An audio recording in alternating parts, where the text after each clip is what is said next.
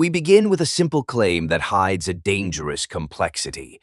When someone tells you that something is true, what do those words actually mean in lived experience? The answer shapes politics, science, love, and the decisions we make when the lights go out and only our judgment remains. The history of philosophy treats truth as one of its central obsessions, a lodestar and a battleground at once. Over centuries, thinkers have offered competing maps of truth, and each map changes the way we navigate the world around us.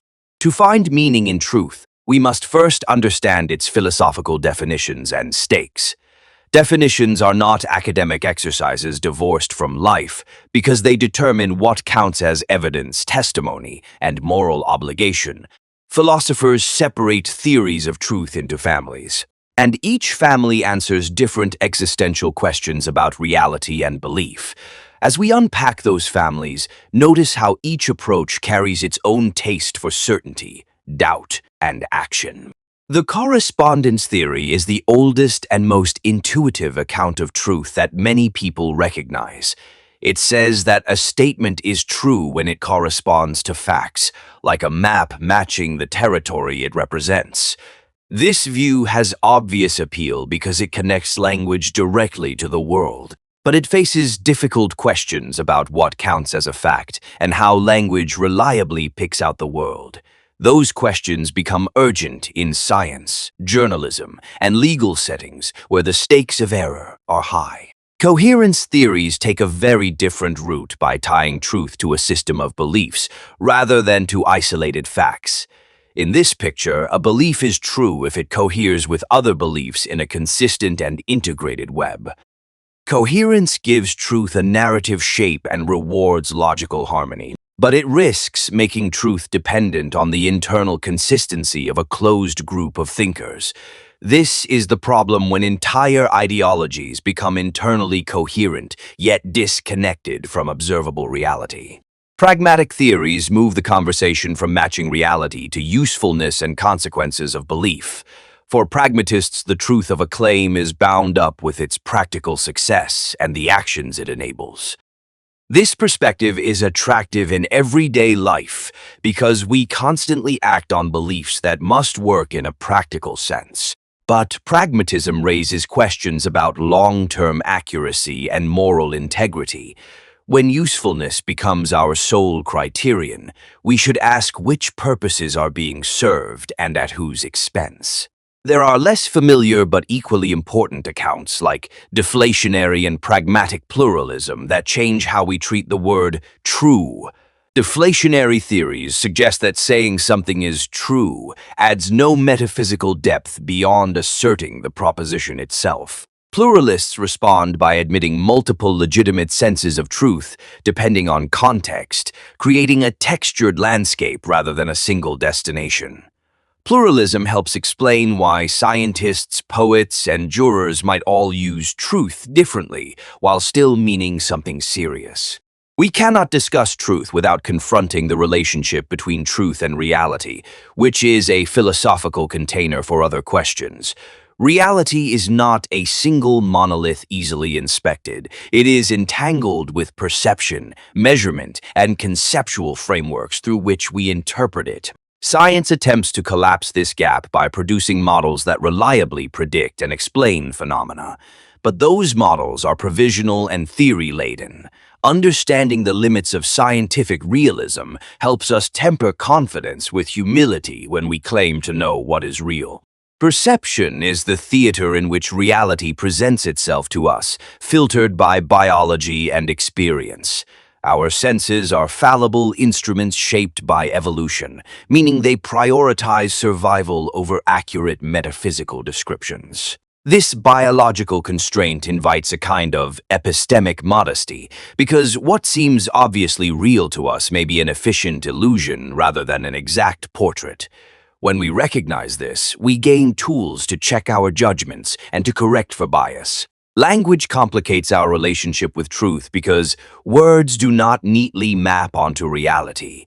Words are social tools that package and transmit experience, but they also carry metaphors, histories, and cultural assumptions that shape meaning. Philosophers of language have shown how ambiguities in vocabulary and grammar can produce persistent disagreements about what is true. This linguistic layer means seeking truth often requires careful translation between different vocabularies and conceptual frameworks. Social epistemology reminds us that truth is often a collective achievement rather than an individual trophy. Knowledge accumulates through institutions like universities, newsrooms, and scientific communities that provide procedures for vetting claims. These institutions are imperfect and subject to power, funding, and cultural inertia, which means social mechanisms can help or hinder truth-seeking in practice. Inspecting how institutions function teaches us to pay attention to incentives and accountability when we evaluate claims. The psychology of belief reveals patterns in how humans come to accept or resist truth. Cognitive biases such as confirmation bias, motivated reasoning, and the backfire effect warp our capacity to update beliefs in light of evidence. Understanding these biases is practical because it helps us design habits and institutions that correct for predictable errors.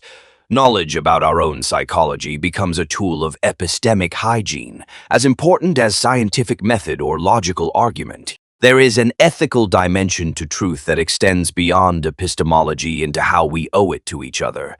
Truth-telling fosters trust, and trust is the grease that keeps interpersonal and civic life functioning smoothly.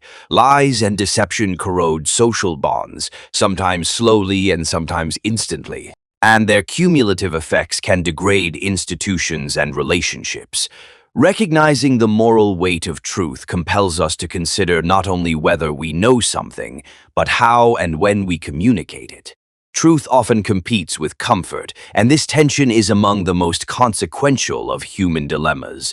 We favor narratives that soothe anxiety and reinforce identity, even when those narratives resist inconvenient facts. This preference for comfort over truth can have ethical costs when it enables denial in the face of harm, systematic injustice, or ecological collapse.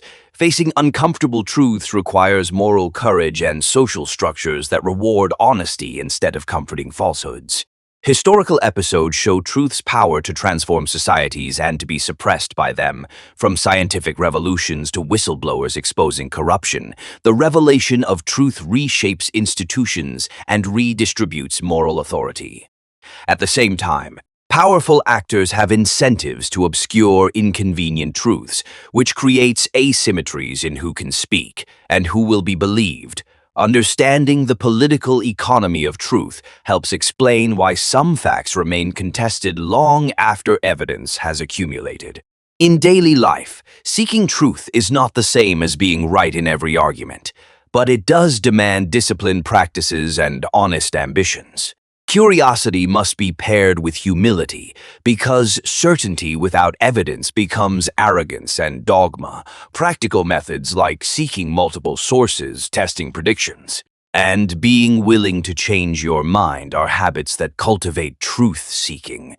These practices are less glamorous than rhetorical victory, but they build durable epistemic character over time. Skepticism plays a complicated but valuable role as a methodological default against gullibility. Healthy skepticism asks for reasons and evidence, but it must avoid morphing into paralyzing cynicism that rejects every claim without consideration.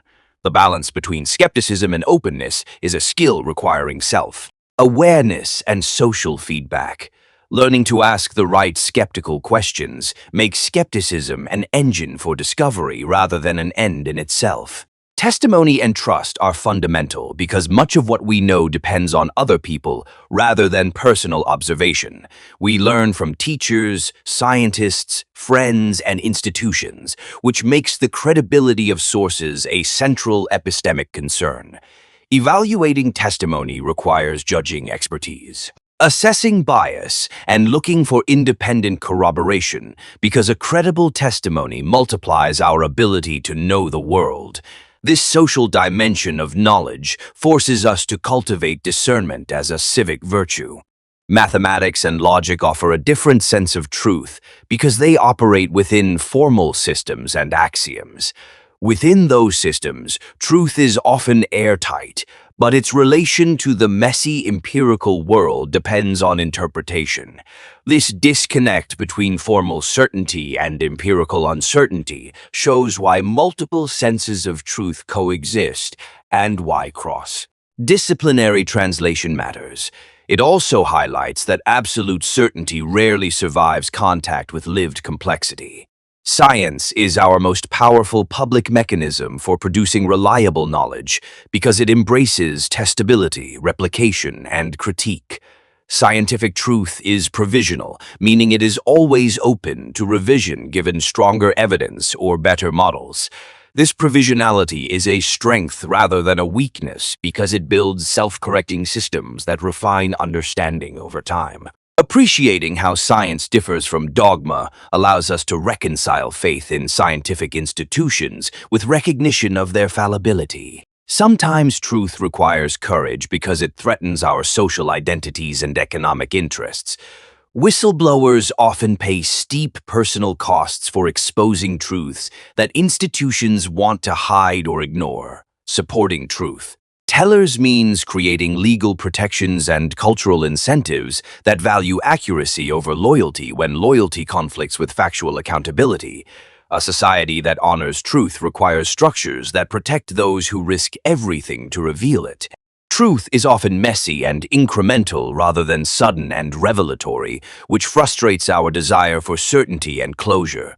Most progress comes through the slow accumulation of minor corrections and careful experiments, rather than dramatic moments of revelation. Recognizing this gradualism helps reframe disappointment when answers are provisional or partial, and it encourages persistence in investigation. Patience becomes an epistemic virtue when the world refuses tidy endings. In relationships, truth-telling is complicated because blunt accuracy may harm while selective silence may preserve connection. Moral wisdom is required to navigate when honesty serves growth and when it inflicts needless pain. This ethical fine tuning demands empathy and practical judgment rather than rigid rules, and it shows that truthfulness is a skill applied with compassion.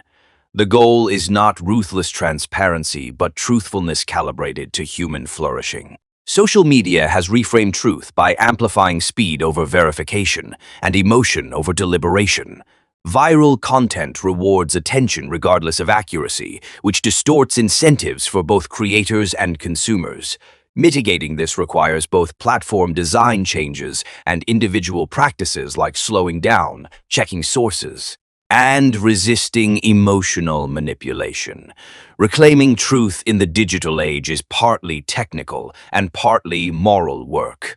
There is a spiritual or existential dimension to truth that prompts questions about meaning and authenticity. Some traditions equate truth with alignment between outer action and inner values, leading to practices of introspection and discipline, whether framed religiously or secularly. This inward sense of truth emphasizes integrity and coherence between what we profess and how we live. It transforms truth from a theoretical category into a lived ethical pursuit. Truth-seeking in public life requires civic virtues like curiosity, patience, and willingness to revise under pressure. Democracies depend on an informed citizenry that can distinguish reasonable disagreement from denial of evidence. This civic epistemology can be strengthened through education in critical thinking, media literacy, and institutional transparency. A healthy public sphere is one where truth is contested vigorously but fairly, and where institutions exist to arbitrate claims responsibly. Philosophical skepticism teaches us to test our most cherished beliefs and to welcome disconfirming evidence when warranted. This is not nihilism, but a disciplined practice that protects us from error and arrogance. Embracing fallibilism means accepting that we may be wrong and structuring our beliefs accordingly, which paradoxically can make us more courageous in holding convictions responsibly. Fallibilism is the engine of intellectual humility and resilience. How do we act on truth when knowledge is incomplete and stakes are high? We rely on prudence, which is a kind of applied epistemology that blends probability values and foresight to make decisions under uncertainty. Prudence asks us to weigh risks, act with proportionality, and remain open to correction, especially when outcomes affect other people. This practical wisdom turns abstract truth into responsible action. Education can cultivate truth-seeking habits by teaching methods as much as content, and by modeling intellectual humility. Classrooms that emphasize inquiry, evidence evaluation, and respectful disagreement nurture citizens equipped to handle complexity. Investing in epistemic virtues through education pays civic dividends because learners acquire transferable skills for discerning truth across domains. Teaching how to think becomes more important than teaching what to think. We must also cultivate personal practices that support truthfulness in everyday life, such as journaling, soliciting honest feedback, and imposing time for reflection. These habits create space to test our intuitions and to notice where comfort may be clouding judgment. Practical rituals like regular fact-checking, keeping reading lists diverse, and following experts beyond social echo chambers improve our epistemic diets over time. Small daily actions compound into a temperament oriented toward truth. Truthfulness as a social practice depends on incentives that reward honesty and punish deception when it causes harm. Legal frameworks, professional norms, and cultural expectations shape whether truth-telling is supported or suppressed. Designing institutions with transparency, accountability, and independent oversight helps align incentives with truth-seeking goals. Structural change is often necessary to enable individuals to act truthfully without facing undue costs. Sometimes truth requires choice between competing goods, like when telling a painful truth could harm someone unnecessarily. Moral dilemmas force us to weigh the value of honesty against compassion, safety, and other considerations. Acknowledging that truth is not always absolute in its moral demands allows us to practice prudent and humane judgment. The art of truth lies in navigating these trade-offs responsibly. There is also a creativity to truth-seeking because it involves imagining alternatives and constructing better explanations. Scientists, artists, and thinkers make truth accessible by inventing metaphors and models that resonate with human experience. Creativity helps bridge the gap between abstract facts and lived meaning, making truth not only accurate but also intelligible and compelling. The pairing of imagination with rigor yields insights that are both true and transformative. As we consider truth's role in flourishing, notice how pursuit of truth reshapes character more than record-keeping ever could. People who value truth cultivate patience, courage, curiosity, and humility through the practice of seeking it. These traits have intrinsic worth and instrumental value for building resilient communities and sound decisions. The habit of truth-seeking becomes a form of moral education that flavors every choice we make. Finally, truth in the modern world is a plural challenge that requires technological, institutional, and personal responses. No single theory or method suffices because reality, language, and values interact in complicated ways. The practical takeaway is to combine intellectual humility with disciplined inquiry, to cultivate institutions that reward honesty, and to practice personal habits that correct for bias. By doing so, we do not secure immutable truth, but we build a better relationship with reality. The philosophical twist is that truth is both discovered and made, depending on the context and the practices involved. Some truths are discovered through empirical investigation, while others are constructed through coherent narratives and social commitments. This hybrid picture frees us from false dichotomies and invites pragmatic pluralism that respects different epistemic aims. Recognizing plurality is not relativism, but a refined realism that acknowledges multiple legitimate pathways to what matters. If this exploration has shifted your perspective even slightly, consider what habits you will change tomorrow to better seek truth. Perhaps you will read broadly, practice humility when confronted with disagreement, or slow down before sharing viral claims online. These small commitments compound into a life oriented toward reality and responsibility, and they shape the communities we live in more than individual arguments ever could. If this gave you a new perspective, hit subscribe. Outro. Remember that truth is an active project rather than a single trophy to be claimed. It requires courage, humility, and consistent practice, and it shapes both character and society in profound ways. If you found value in this journey, consider subscribing for more videos that dig into the ideas shaping our world. Join a community committed to thinking clearly and living honestly.